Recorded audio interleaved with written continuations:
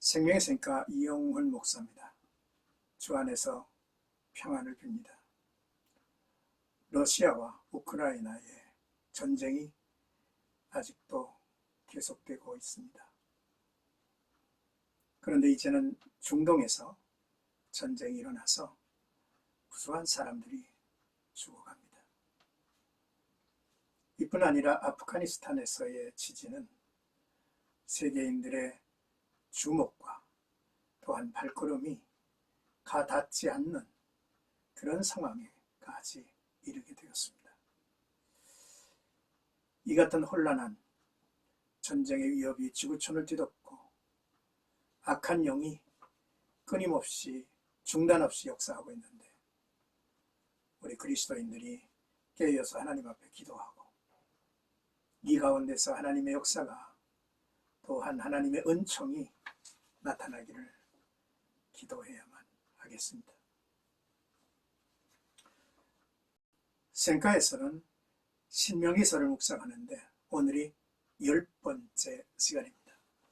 3장 23절에서 29절까지 모세가 요단을 건너지 못함이라고 하는 주제입니다.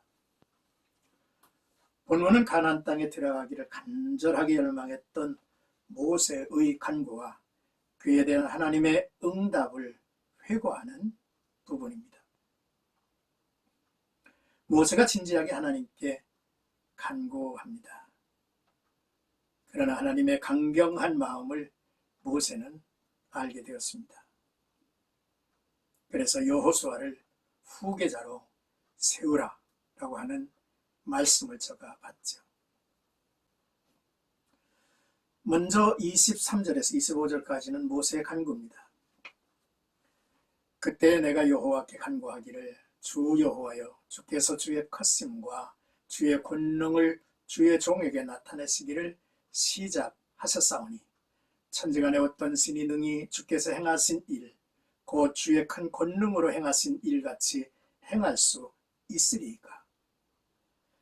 구하옵나니 나를 건너가게 하사 요단 저쪽에 있는 아름다운 땅 아름다운 산과 레바논을 보게 하옵소서 하되 라는 말씀입니다.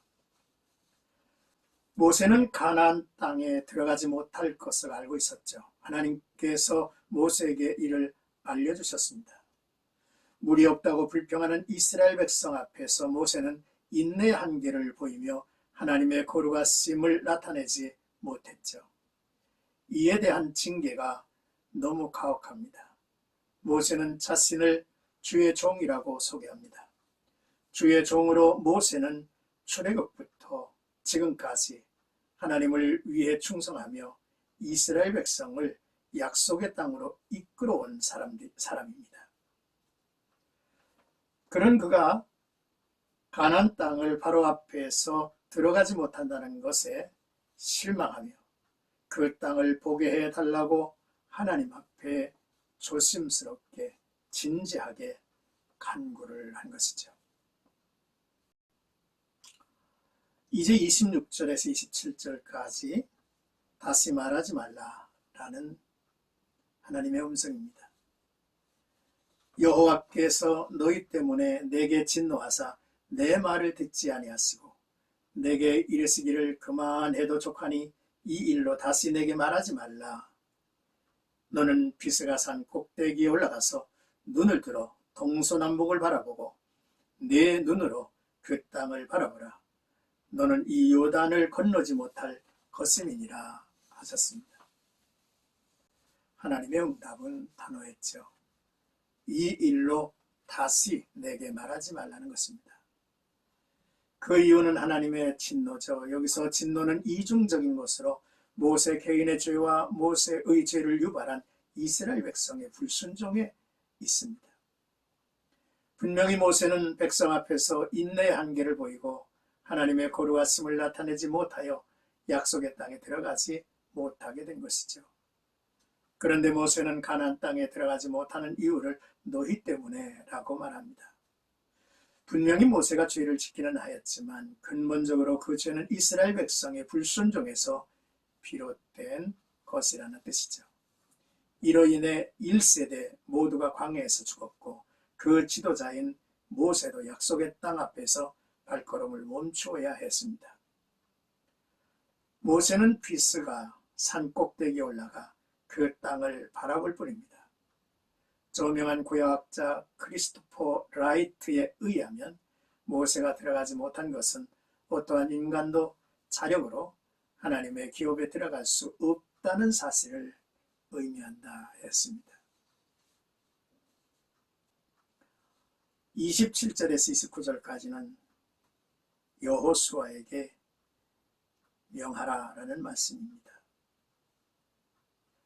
너는 여호수아에게 명령하고 그를 담대하게 하여 그를 강하게 하라.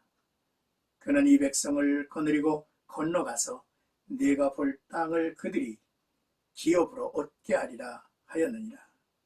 그때에 우리가 헤브롯 맞은편 골짜기에 거주하였느니라 말씀합니다. 하나님의 지시에 따라 모세는 여호수아를 후계자로 세웁니다. 그리고 모세는 여호수아가 이스라엘 백성을 거느리고 요단을 건너 그들에게 약속의 땅을 얻게 할 것이라고 말하죠. 모세의 발걸음을 멈추게 하시고 새로운 지도자로 하여금 가나안 땅을 차지하게 하는 것이 하나님의 뜻이었습니다. 모세는 어떤 면에서 실패한 종이지만 하나님은 자기 백성을 구원할 완전한 종을 예비하십니다. 여호수아는 영원한 기업으로 우리를 인도하실 고난의 종에 대한 예표이죠. 자력으로 하나님의 기업에 들어갈 수 있는 사람은 아무도 없으며 우리는 고난의 종을 통해 베푸시는 하나님의 은혜로만 그 기업에 들어갈 수 있다는 사실을 알죠.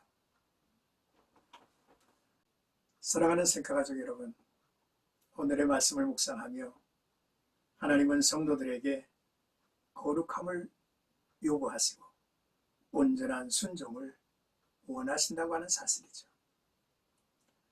둘째로 구속사적으로 인간 구원에 있어서 모세율법은 구원의 문에까지 인도하는 역할로 것을 맺습니다.